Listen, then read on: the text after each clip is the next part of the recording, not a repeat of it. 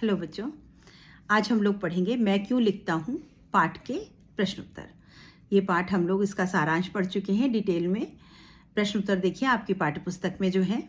पहला प्रश्न है, लेखक के अनुसार प्रत्यक्ष अनुभव की अपेक्षा अनुभूति उनके लेखन में कहीं अधिक मदद करती है। कवि कह रहे हैं कि जब मैं प्रत्यक्ष कुछ देखता हूँ तो उसके बाद भी जो अनुभूति है, जो मेरे अंदर में हृदय में मैं महसूस करता हूँ, वो मुझे लिखने में अधिक मदद करती है। प्रश्न है क्यों? लेखक के अनुसार प्रत्यक्ष अनुभव वह होता है जिसे अपने समक्ष होते हुए देखते हैं, परंतु अनुभूति संवेदना और कल्पना के सहारे उस सत्य को आत्मसात कर लेते हैं, जिसके परिणाम स्वरूप सामने न होने वाली घटनाएं भी आंखों के सामने ज्वलंत प्रकाश बन जाती हैं, जिसे लिखकर ही अपनी विवशता से स्वतंत्रता पाई जा सकती है। जब हम कोई चीज़ सामने देखते हैं तो वो हमें बहुत प्रभावित करती है। हम लिखने को विवश हो सकते हैं, लेकिन कभी कभी ऐसा होता है कि हमने कुछ सामने देखा, उससे भी ज़्यादा उसकी जो अनुभूति होती, जो हम अंदर तक महसूस करते हैं, वो हमको ज़्यादा प्रेरित करती है लिखने के लिए। और लेखक यही कह रहा है कि जब हम उसको संवेदनाओं में यानी अपने अंदर उसको महसूस करते हैं, कल्पना के सहारे उसको लिखते हैं, तब हम ज़्यादा अच्छा लिखते हैं। जब हमारे अंदर आत्मसात मतलब अंदर बिल्कुल मिल जाता है, हमारे अंदर बैठ जाती हैं वो बातें, तब जो है वो ज़्यादा अच्छी रचनाएं लिखी जा सकती हैं। उसकी अनुभूति उसे लिखने के लिए प्रेरणा देती है।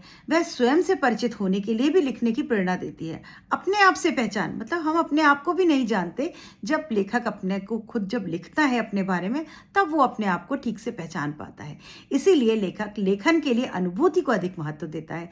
लेखक पहली चीज़, आपने कुछ सुना उससे भी लेखन होता है, कुछ देखा उससे भी लेखन होता है, कुछ आपने जब महसूस किया हो और उसको अंदर आत्मसात किया हो, आपने उसको अंदर तक दिल से हृदय से फील किया हो, तब उसके बाद जो लेखन होता है वही सबसे अच्छा लेखन होता है। ये लेखक कह रहे हैं। दूसरा प्रश्न, लेखक ने अपने आप को हिरोशिमा के विस्फोट का भोक्ता कब और किस तरह महसूस किया? लेखक ने वो घटना सुनी थी, जब वो जापान गए तो हुई नहीं थी, उनसे पहले हो चुकी थी, पर उन्होंने वहाँ महसूस किया। तो उन्होंने उसको किस तरह से महसूस किया? लेखक ने अपनी जापान यात्रा के समय एक पत्थर पर मानव की छवि देखी। विज्ञान का विद्यार्थी होने के कारण वह ये जान गए कि विस्फोट के समय पत्थर के पास कोई व्यक्ति खड़ा होगा और विस्फोट से निकले पदार्थ ने उस व्यक्ति को भाप बना दिया और पत्थर को जला दिया था। इस प्रत्यक्ष अनुभूति ने लेखक के हृदय को हिला के रख दिया। इस प्रकार लेखक हिरोशिमा के विस्फोट का भोक्ता बन गया। भोक्ता मतलब जिसने खुद भोगा हो। उन्होंने भोगा नहीं था, उन्होंने देखा भी नहीं था, उन्होंने केवल सुना था। लेकिन जब वो जापान पहुंचे और उस पत्थर पे वो आकृति मनुष्य की देखी, तो क्योंकि वो विज्ञान के विद्यार्थी थे तो उनको समझ में आ गया कि क्या हुआ होगा। और वो क्षण जो था वो ऐसा लगा जैसे उन्होंने खुद उस विस्फोट को भोगा हो, वो उसके भोक्ता बन गए। प्रश्न 3, मैं क्यों लिखता हूं के आधार पर बताइए कि लेखक को कौन सी बातें लिखने के लिए प्रेरित करती हैं, उनको क्या क्या प्रेरित करता है। लेखक अपने भीतर की विवशता की वजह से लिखने के लिए प्रेरित होता है। अंदर उनका अंतर हृदय जो है वो उनको लिखने के लिए मजबूर कर देता है। जब वो कोई ऐसी घटना देखते हैं, कोई उसकी अनुभूति करते हैं, तो उनका हृदय उनको लिखने के लिए मजबूर कर देता है। लेखक की अनुभूति उसे लिखने के लिए प्रेरित कर, और जब वो कोई अनुभूति करते हैं, कोई चीज़ फील करते हैं, महसूस करते हैं, तब उनको प्रेरणा मिलती है लिखने की। वह स्वयं को जानने के लिए भी लेखन के लिए प्रेरित होते हैं। अपने आप को पहचानने के लिए भी वो लेखन कार्य करते हैं। तो ये 2-3 बातें हैं, आप पॉइंट बना के लिख सकते हैं। किसी रचनाकार के प्रेरणा स्रोत किस दूसरे को कुछ भी रचने के लिए किस तरह उत्साहित कर सकती है। अभी कोई रचनाकार हो तो बाहर वाले कैसे उसको उत्साहित कर सकते हैं। किसी भी रचनाकार को उसके भीतर विवशता उसे लिखने की प्रेरणा देती है, परंतु कई बार उसे संपादकों के दबाव में आकर उनके आग्रह पर भी लिखना पड़ता है, और कई बार प्रकाशक का तकाजा, उसकी आर्थिक व्यवस्था भी उसे लिखने को प्रेरित करती है। आपने देखा होगा कि पिक्चरें जो होती हैं, कोई डायरेक्टर जो होता है वो किसी को कहता है, गाने वाले को, ये सिचुएशन है, ये हीरो हीरोइन है, एक गाना लिख दो। तो गाने लिखने वाला कुछ महसूस करके नहीं लिख रहा, उसको पता है कि किस सिचुएशन में क्या लिखना है। तो कई बार ये विवशता हो जाती है बाहर से, और यही बाह्य प्रेरणा होती है। कई बार पैसों की कमी है, आर्थिक हमारा काम भी उससे चलता है, तो राइटर्स जो है वो इस तरह के लिरिक्स भी लिखते हैं। तो ये है बाह्य प्रेरणाएं। और आंतरिक प्रेरणाएं, जब अंदर से प्रेरणा आती है, अनुभूति से हम कुछ लिखते हैं, वो आंतरिक प्रेरणा। प्रश्न 4, कुछ रचनाओं के लिए आत्मा अनुभूति स्वयं के अनुभव के साथ साथ बाह्य दबाव भी महत्वपूर्ण होता है। ये बाह्य दबाव कौन कौन से होते हैं? कई बार अंदर से भी तो प्रेरणा है लेकिन बाहरी दबाव नहीं है कोई भी, तो आदमी ढीला छोड़ देता है, वो लेजी हो जाता है। जैसे अलार्म का उदाहरण आपको दिया गया, तो वो भी कई बार बहुत ज़रूरी होता है। आत्मा अनुभूति किसी भी तरह की हो सकती है जो हमेशा उसे लिखने को प्रेरित करती है, परंतु इसके साथ साथ दबाव भी महत्वपूर्ण होते हैं। ये दबाव खुद को आर्थिक स्थिति या संपादक का आग्रह या फिर प्रकाशक का तकाजा भी हो सकता है जो उसे लिखने के लिए दबाव डालते हैं, लेकिन कई बार ये ज़रूरी हो जाता है। जैसे एक शिक्षक है, मैं अपना उदाहरण दूँ, मुझे पढ़ाना बहुत पसंद है, लेकिन कभी कभी दबाव होता है, प्रेशर होता है। किस बात का? कोर्स ख़त्म करना है, जल्दी ख़त्म करना है, टाइम आ गया, आपका एग्ज़ाम का समय आ गया, तो मुझे वो बाहरी दबाव की भी आवश्यकता है। तब मैं थोड़ा जल्दी अपना कोर्स ख़त्म करूँगी, जल्दी जल्दी लेसन पूरे करूँगी। अंदर से है प्रेरणा, लेकिन एक बाहरी दबाव है समय का, परीक्षाओं का। तो कई बार अंदर की प्रेरणा के साथ साथ हमें बाहरी दबाव की भी आवश्यकता होती है। प्रश्न 5, क्या बाह्य दबाव केवल लेखन से जुड़े रचनाकारों को प्रभावित करते हैं या अन्य क्षेत्रों के जुड़े कलाकारों को भी प्रभावित करते हैं? कैसे? चाहे लेखक हो, चाहे और कोई कलाकार हो, चाहे मूर्ति बनानी हो, चाहे घर बनाना हो, शिल्पकार हो, चाहे कोई पेंटिंग बनाए, सब जगह यही तरीका है कि या तो इंस्पिरेशन अंदर से होता है और कई बार बाहरी दबाव होते हैं। वही बातें, चाहे आर्थिक ज़रूरत हो आपकी, चाहे किसी काम की टाइमलाइन हो आपके पास, आपको या किसी संपादक का तकाजा हो या कोई प्रकाशक आपसे बात कर रहा हो, तो आपको ये काम ज़रूरी करना पड़ता है, विवशता में करना पड़ता है। बाहरी दबाव का प्रभाव हर क्षेत्र से जुड़े लोगों पर रहता है। उदाहरण, अभिनेता, मंच कलाकार, नर्तक, इन सभी का निर्देशक का दबाव इनके ऊपर होता है। गायक पर श्रोताओं का दबाव बना रहता है। अभी हम कह रहे हैं कि नहीं, क्या नाम है ये, अभिजीत सिंह या जो भी आपके सिंगर्स हैं, बहुत अच्छा गाते हैं। अभी बहुत दिनों से उसने कोई गाना नहीं लिखा, कोई गाना गाया नहीं, तो दर्शकों का, श्रोताओं का होता है, भाई कोई नया गाना नहीं आ रहा है अभिजीत सिंह का, कोई नया गाना नहीं आ रहा है, तो उसके ऊपर एक प्रेशर है कि मुझे कोई नया गाना गाना है। तो ये बाहरी दबाव इन लोगों पर भी बने होते हैं। मूर्तिकार पर मूर्ति बनाने वाले की इच्छा का दबाव होता है। इस प्रकार अलग अलग क्षेत्र से जुड़े लोगों पर भी बाहरी दबाव कार्य करता है। प्रश्न 6, हिरोशिमा पर लिखी कविता लेखक के अंतः व बाह्य दोनों दबाव का परिणाम है। यह आप कैसे कह सकते हैं? अभी ऐसा कैसे हुआ? इनके क्या दोनों प्रभाव थे इनके ऊपर? हाँ, दोनों थे। हिरोशिमा में हुए विस्फोटों से पीड़ित लोगों को देखकर लेखक को अत्यंत दुख हुआ और तब लेखक के मन में लिखने की प्रेरणा उत्पन्न नहीं हुई, परंतु जब उसने जले पत्थर पर किसी व्यक्ति की छाया को देखा, तब उसको हिरोशिमा के विस्फोट से प्रभावित लोगों के दर्द की अनुभूति हुई और लेखक को उसने लिखने के लिए प्रेरित किया। इस प्रकार हिरोशिमा पर लिखी कविता लेखक के अंतः व बाहरी दोनों दबावों का परिणाम है। जब उसने लोगों का दर्द देखा अस्पताल में जाके, तो बाहर के लोगों का भी उसके ऊपर दबाव बना कि अब तो कुछ लिखो, तुमने जब सुना था तब भी कुछ नहीं लिखा, देखा तब भी कुछ नहीं लिखा, आज तो तुमने महसूस किया उसको, तब तो लिखो।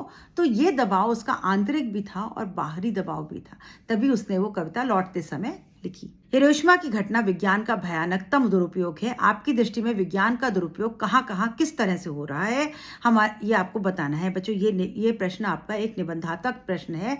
आपसे अनुच्छेद में भी ये टॉपिक इस तरह का दिया जा सकता है। कोई भी ऐसा टॉपिक आ जाए तो इस पाठ से आप उठा करके अपने अनुच्छेद को लिख सकते हैं। हमारी दृष्टि में विज्ञान का दुरुपयोग निम्नलिखित रूपों में अलग अलग क्षेत्रों में। अभी विज्ञान का दुरुपयोग कहाँ कहाँ हो रहा है आपको पॉइंट बना के लिखना है। वर्तमान समय में हर देश खुद को शक्तिशाली साबित करने में लगा है, जिसके लिए हर देश परमाणु निर्माण में लगा हुआ है, जिससे आने वाला भविष्य घातक साबित हो सकता है। आजकल जो हम परमाणु की बम बना रहे हैं, हथियार बना रहे हैं, वो किसी ना किसी दिन हमारे लिए बहुत घातक हो सकता है। किसी दूसरे का तो नुकसान हो ही सकता है, कभी कभी हमारा भी हो सकता है। कोई घटना ऐसी घट सकती है, दुर्घटना, कि अपने ही देश में वो फट जाए बम, तब क्या करोगे? विज्ञान ने कंप्यूटर का निर्माण किया, साथ ही इंटरनेट का भी, जो भी सभी कार्य जल्दी और आसानी से किए जाते हैं, लेकिन कुछ लोगों ने इनका दुरुपयोग करके साइबर क्राइम और वायरस को जन्म दे दिया। अभी वायरस डाल दिया, कंप्यूटर में भी वायरस आता है, साइबर क्राइम हो रहे हैं। तो विज्ञान जो है वो उसका दुरुपयोग भी हो रहा है। विज्ञान ने यातायात के साधन से हमारी यात्रा को तो आसान बनाया, पर साथ ही साथ वातावरण को दूषित कर दिया। अब इतने ऑटोमोबाइल्स बन गए, लेकिन उनसे धुआं होता है, उससे हमारा वातावरण खराब हो रहा है। चिकित्सा के क्षेत्र में अल्ट्रासाउंड, ये सब काम हमारे बड़े अच्छे हैं, लेकिन उस अल्ट्रासाउंड से बार बार वो सोनोग्राफी अल्ट्रासाउंड करने से गर्भ में पल रहे भ्रूण को भी नुकसान होता है। बच्चा जो अगर पेट में है माँ के, उसके ऊपर इन सब अल्ट्रा रेज का दुष्प्रभाव होता है और कई बार बच्चों का जो अंग हैं वो खराब हो जाते हैं।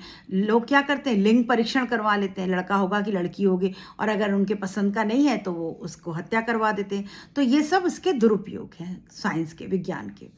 अगर विज्ञान पर कोई अनुच्छेद आ जाए तो भी आप इन पॉइंट्स को लिख सकते हैं। एक संवेदनशील युवा नागरिक की हैसियत से विज्ञान का दुरुपयोग कर रोकने में आपको क्या भूमिका होगी? अगर आप एक संवेदनशील नागरिक हैं, युवा नागरिक हैं, तो आप क्या कर सकते हैं इन सबको रोकने के लिए? आपको यहाँ पॉइंट बना के लिखना होगा। एक संवेदनशील नागरिक, संवेदनशील मतलब जो महसूस कर सकता है, ऐसा नागरिक, जिम्मेदार नागरिक होने के नाते मैं ये करना चाहूँगा कि विज्ञान का दुरुपयोग हो रहा है, ये कहना बिल्कुल ठीक है, परंतु हर व्यक्ति इसका दुरुपयोग कर रहा है, ये ठीक नहीं है। क्योंकि कुछ लोग इसके दुरुपयोग को रोकने के लिए भी कार्य कर रहे हैं। क्या क्या है दुरुपयोग रोकने के कार्य? क्या किए जा रहे हैं? परमाणु संधि के द्वारा परमाणु अस्त्र प्रयोग पर रोक लगाना, और हमें इनका समर्थन करना चाहिए। परमाणु बम बनाना तो ठीक है, एक परमाणु संधि की गई है जिससे कि परमाणु के शस्त्रों का प्रयोग करने पर रोक लगाई जाती है। मतलब ऐसे ही कोई भी देश कहीं पर भी परमाणु बम नहीं छोड़ सकता। एक पूरा समूह है, वो जब तक वो तैयार नहीं होंगे तब तक ऐसा कोई युद्ध नहीं होगा। तो ये बहुत ज़रूरी है, ये किया जा रहा है। बढ़ते प्रदूषण पर रोक लगाने के लिए जनता को जागरूक किया जा रहा है। उसके लिए अनेकों कार्यक्रम बने हैं, सभाएं आयोजित की जाती हैं। इसमें प्रदूषण को रोकने की, उनके रोकथाम के उपाय बताए जाते हैं, और ऐसे बहुत से कार्यक्रम चलाए जा रहे हैं। अंग प्रत्यारोपण पर मीडिया की सहायता के लिए रोक लगाना संभव हो पाया है। लोग अंगों को निकाल करके बदलने का काम करते हैं, ट्रांसप्लांट करते हैं। इस पर भी मीडिया जो है वो भी ये काम करती है, सब जगह चेक लगाती है कि ये कोई भी गलत काम ना होने पाए।